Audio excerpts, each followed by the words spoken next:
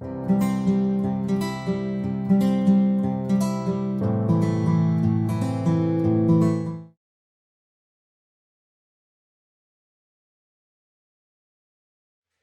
Everyone, welcome back. I am Abhishek Tripathi. आज फिर से आप सबके सामने एक नए टॉपिक के साथ। तो कैसे हैं आप सब लोग? ठीक है, आई होप आप अच्छे ही होंगे। थोड़ा सा कोविड इस समय फिर से जो है केसेस इंक्रीज होने लगे हैं, कोविड फिर बढ़ने लगा है। तो इसमें थोड़ा सावधानी बरतिएगा, ज़रूरी हो तो बाहर जाइएगा, बाकी अपना ध्यान रखें अच्छे से। तो पिछली क्लास में हमने, अपनी प्रीवियस क्लास में जो है एक टॉपिक स्टार्ट किया था, रॉयल्टी। उसी को लेकर के कुछ उस टॉपिक के बारे में आगे की इंफॉर्मेशन। तो सबसे पहले तो जिन लोगों ने कभी रॉयल्टी पढ़ा नहीं है, जिनको नहीं पता है या कोई आइडिया नहीं है या सिर्फ सुना है रॉयल्टी, जिनको लेकिन एक्चुअली पता नहीं क्या होता है, तो पहले तो वो डिस्क्रिप्शन में लिंक दिया हुआ है पार्ट 1 का, या फिर प्लेलिस्ट में चले जाएं, रॉयल्टी का पार्ट 1 देखें। पहले तो उसको हम देख ले जाकर के आप, और उसके बाद में जो आज हम आगे रॉयल्टी से रिलेटेड नेक्स्ट जो करने वाले हैं, उस पार्ट में हमने थ्योरेटिकल बात की थी, और आज की क्लास में हम उसी को न्यूमेरिकली समझेंगे। हम समझेंगे आज की कैसे जो है हम रॉयल्टी की एक टेबल प्रिपेयर करते हैं, और उस टेबल के थ्रू बाकी अकाउंट्स।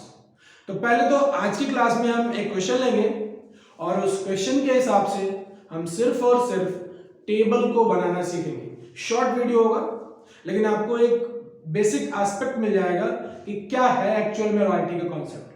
तो ध्यान से समझेंगे अच्छे से, ठीक है। तो पहले टेबल प्रेफर करते हैं।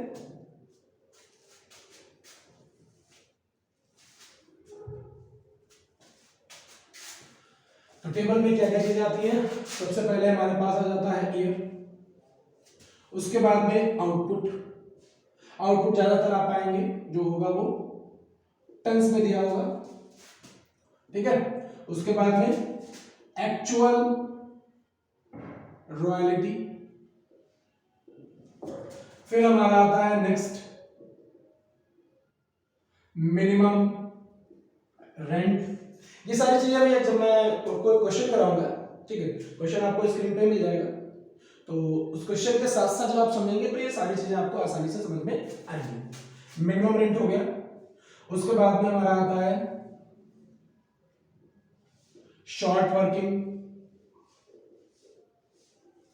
फिर हमारा आ जाता है सरप्लस, फिर अगर कुछ लैप्स हुआ है तो वो लैप्स का आइटम आ जाएगा, और जो लास्ट कॉलम है हमारा पे टू लैंडलॉर्ड, वो फाइनल अमाउंट जो हम लैंडलॉर्ड को पे करने वाले हैं। तो बेसिकली मैं फिर से आपसे एक बार रिक्वेस्ट करूंगा कि आप एक बार इंट्रोडक्शन वीडियो जरूर देखें, उसके बाद अगर कैलकुलेशन का पार्ट समझेंगे तो ज्यादा बेहतर समझ में आएगा। और अच्छे से समझने के लिए मैं कोशिश करूंगा कि जितने मेन कॉन्सेप्ट हैं, कैलकुलेशन से रिलेटेड हो या फिर अकाउंट से रिलेटेड हो, रॉयल्टी को पूरा आपको बता दिया जाए, ठीक है। तो हम लोग डिस्कस करते हैं। आपकी स्क्रीन पे क्वेश्चन आ गया है, इस क्वेश्चन को पढ़िए, इस क्वेश्चन को पढ़ने के साथ साथ सॉल्व करते हैं। तो क्वेश्चन है हमारा, a company leased a gallery on 1 January 2007 at a minimum rent of 20,000। तो हमें एक चीज पता चल गई कि कंपनी की डेट सबसे पहले क्या पता चल गई, 2007 को जो स्टार्ट किया था, और उस समय पे मिनिमम रेंट क्या हुआ था, 20,000, ठीक है, into a royalty of rupees 1.5 tonne. यानी जो भी जितने भी टन आउटपुट होगा उसमें 1 रुपए 50 पैसे या 1.5, या और देसी भाषा में बोले तो 1.5 रुपए, ठीक है, 1.5 रुपए के हिसाब से या 1 रुपए 50 पैसे के हिसाब से रॉयल्टी जो है पे करनी होगी, ठीक है। आगे देख लेते हैं। With power to recoup short working over the first 4 years was 9,000 tons, 12,000 tons, 16, यानी कि 4 ईयर अगर मैं ले रहे हैं तो 2007, 2008, 2009 एंड 2010, 4 इयर्स हो गए हमारे, और चारों का आउटपुट दे रखा है टन्स में, दे रखा है 9,000, 12,000, उसके बाद है 16, और फिर है 20। और क्वेश्चन में ये भी बता दिया गया है कि 1 टन पर जो लैंडलॉर्ड है उसे कितनी रॉयल्टी चाहिए, ₹1.5। तो इस हिसाब से अगर हम मल्टीप्लाई करें तो 9000 इंटू 1.5 हमारा अमाउंट क्या आ जाएगा, 9 में जा 9000 और उसका हाफ कर देंगे 4500 तो 13500। इसी तरीके से इसको भी कर लो, 12 और 6 18000, 16 और 8 24000, उसके बाद में 20 और 10 30000। ठीक है, यानी कि मैंने क्या किया, जो हमारा टन था, जो हमारा आउटपुट था, आउटपुट की मल्टीप्लाई कर दी 1.5 से। और ऐसा मैंने क्यों किया, क्योंकि बोला गया है कि पर टन 1.5 या फिर ₹1.50 के हिसाब से मुझे लैंडलॉर्ड को पे करना है। और मिनिमम रेंट पहले से ही कंफर्म कर दिया गया है 20,000। बेसिक कॉन्सेप्ट्स मैंने ये सब आपको पुरानी वीडियो में बता रखे हैं। और बोला गया है कि जो शॉर्ट वर्किंग रिकूप करने का टाइम पीरियड है वो है फर्स्ट 4 इयर्स। फर्स्ट 4 ईयर का मतलब कि जो नुकसान 2007 में होगा हमारा, उसको हम पहले 4 साल 1 2 3 4 रिकवर कर सकते हैं। तो यहाँ पे तो कोई दिक्कत ही नहीं है, कभी भी रिकवर आप कर सकते हो। ठीक है, तो पहले साल मुझे ये बताइए, हमें लैंडलॉर्ड को पे करना है 20,000 रुपए, लेकिन एक्चुअल में रॉयल्टी है 13,500। तो हमारे पास सरप्लस तो है ही नहीं। क्यों, मैंने आपको बताया था पिछले क्लास में फॉर्मूला।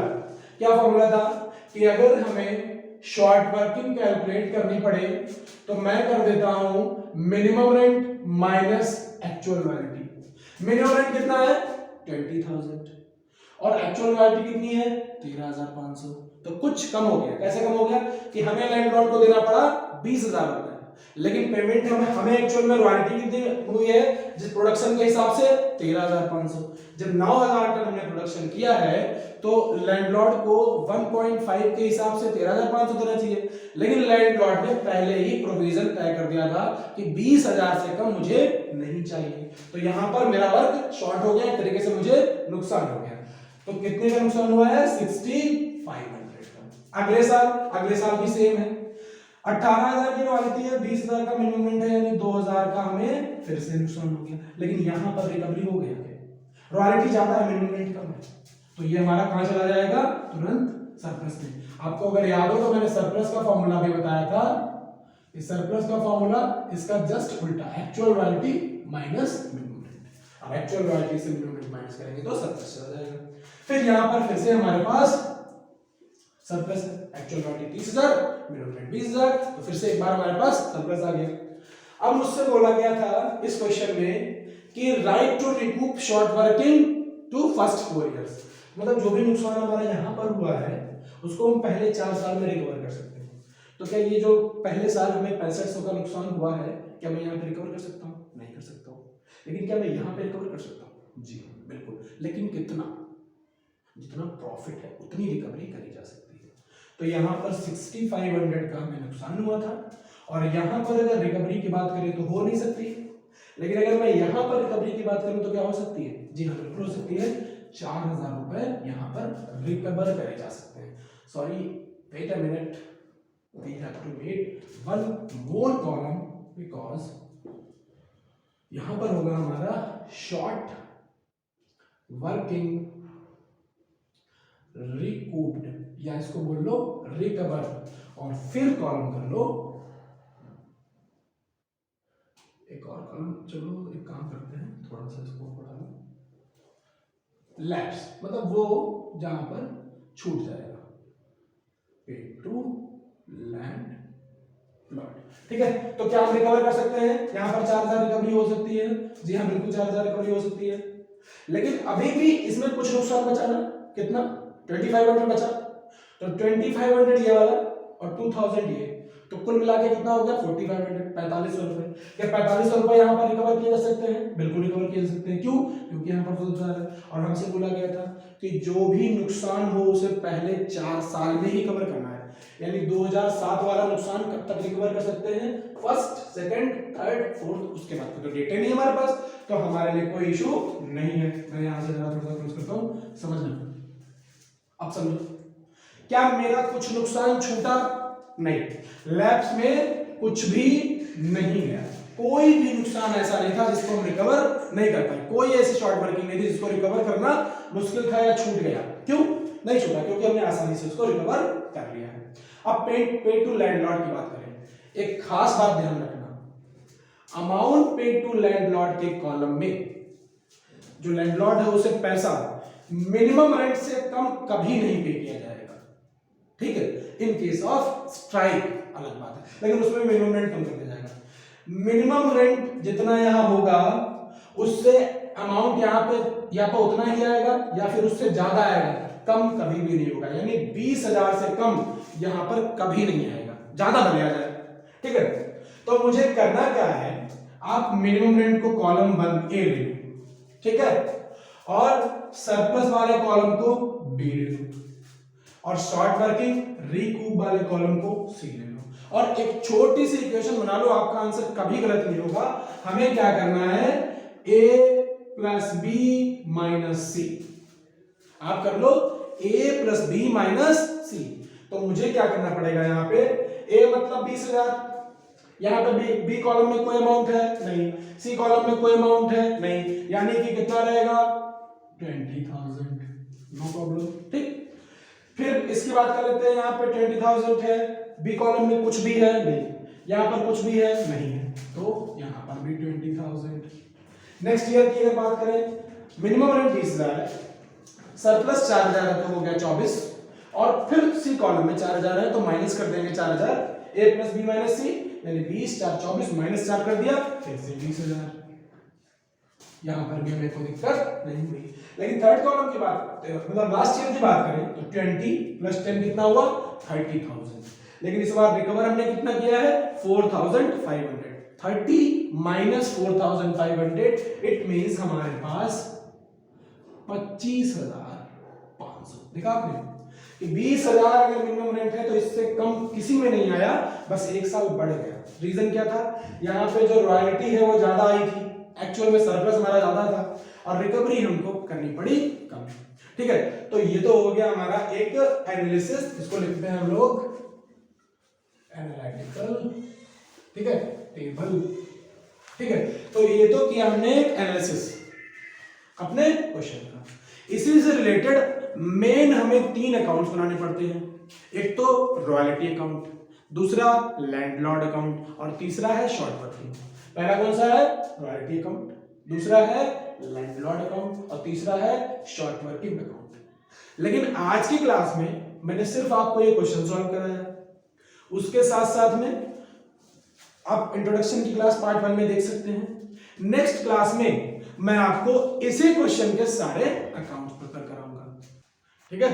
तो क्लास देखिए, क्वेश्चन देखिए, इससे रिलेटेड आपकी बुक में या आपको कहीं से कोई क्वेश्चन मिल जाए तो जो है आप सॉल्व करिए, देखिएगा बेसिक इनपुट्स को और यूज करिएगा इस एनालिसिस टेबल को। अब तक के लिए हम लोग फिर नेक्स्ट क्लास में मिलेंगे, अपना खास ध्यान रखिए, मजे से रहिए, ठीक है। मिलेंगे हम लोग फिर नेक्स्ट क्लास में।